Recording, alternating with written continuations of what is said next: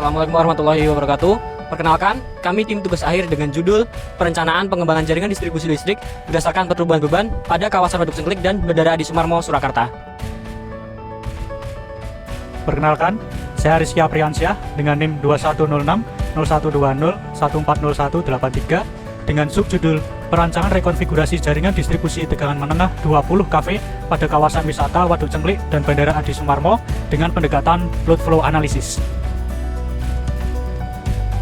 Perkenalkan, saya Hasbi Nauli Sabilillah dengan NIM 2106 012 013 0047 dengan subjudul Perancangan Koordinasi Proteksi OCR, GFR, dan Recloser setelah rekonfigurasi jaringan distribusi tegangan menengah 20 kV pada kawasan wisata Waduk Cengklik dan Bandara Adi Sumarmo. Perkenalkan, saya Henry T. Cahyoagri dengan NIM 210 601 201 30145 dengan subjudul Perancangan Dynamic Voltage Restorer atau DVR untuk menjamin stabilitas kualitas daya listrik pada kawasan Bandara Adi Sumarmo, Surakarta.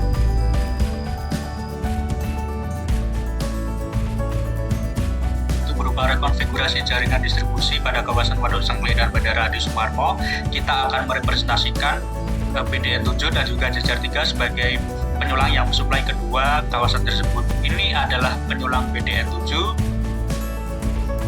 dan di sini merupakan penyulang jajar 3. Akan disimulasikan kondisi existing di mana kedua penyulang tersebut berada dalam kondisi existing, yaitu berupa tegangan jatuh pada PDN 7 sebesar 0,98% dan juga 3,18% pada jajar 3. Losses yang terjadi itu sebesar 4,11% pada PDN 7 dan 2,7% pada jajar 3.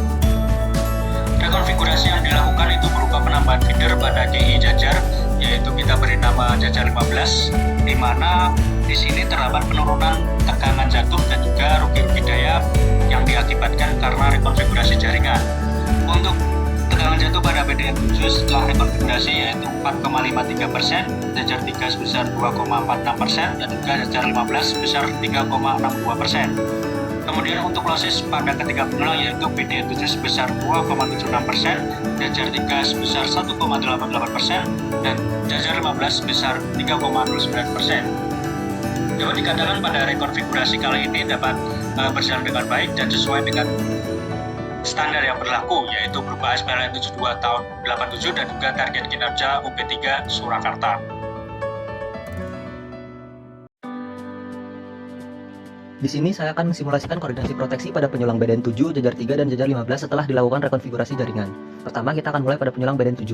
Di sini dilakukan simulasi pada section 6, tepatnya di Bandara Reguler Adi Sumarmo. Dapat terlihat dari hasil simulasi bahwa recloser bekerja terlebih dahulu dengan 2 kali trip dan diakhiri dengan kondisi lockout, disusul CB outgoing dan CB incoming sebagai backup. Selanjutnya dapat dilihat dari penyulang jajar 3 dilakukan simulasi pada section 5, yaitu daerah rawan gangguan. Dapat terlihat bahwa recloser akan bekerja terlebih dahulu sebagai pengaman utama dengan 2 kali trip dan dilanjutkan dengan kondisi lockout, disusul dengan CB outgoing dan incoming sebagai backup. Pada penyulang jajar 15 dilakukan simulasi pada section 5 sebagai daerah rawan gangguan dan dapat terlihat bahwa recloser juga bekerja terlebih dahulu sebagai pengaman utama, dilanjut dengan CB outgoing dan incoming sebagai pengaman cadangan. Dari ketiga simulasi tersebut dapat dikatakan bahwa hasil resetting proteksi sudah benar karena komponen proteksi sudah bekerja secara urut dan dapat mengatasi gangguan dengan cepat. Baik, di sini saya akan menjelaskan mengenai perancangan Dynamic Voltage Restorer pada kawasan Bandara Adi Sumarmo, Surakarta. Untuk parameter atau pemodel gangguan menggunakan blok 3-phase fault dengan gangguan satu fase ke tanah. Selanjutnya pemodelan jaringan pada Bandara Adi Sumarmo. Di sini terdapat trafo daya yang terhubung dengan beban, di mana DVR diletakkan secara seri dan komponen-komponen DVR terdiri dari trafo injeksi, filter L, kemudian ada inverter 3 fase, baterai, dan kontrol unit dengan sistem histerisis. Berikut untuk simulasi gangguan akan dilakukan selama 0,6 detik dengan simulasi total 0,8 detik. Berikut hasilnya dapat dilihat pada layar. Terlihat gangguan yang terjadi pada panel MDP bandara, di mana tegangan atau gelombang mengalami voltage sag atau kedip tegangan.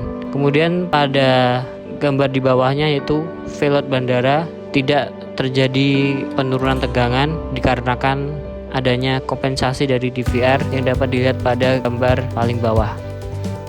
Demikian pemaparan tugas akhir dari kami. Sekian, wassalamualaikum warahmatullahi wabarakatuh.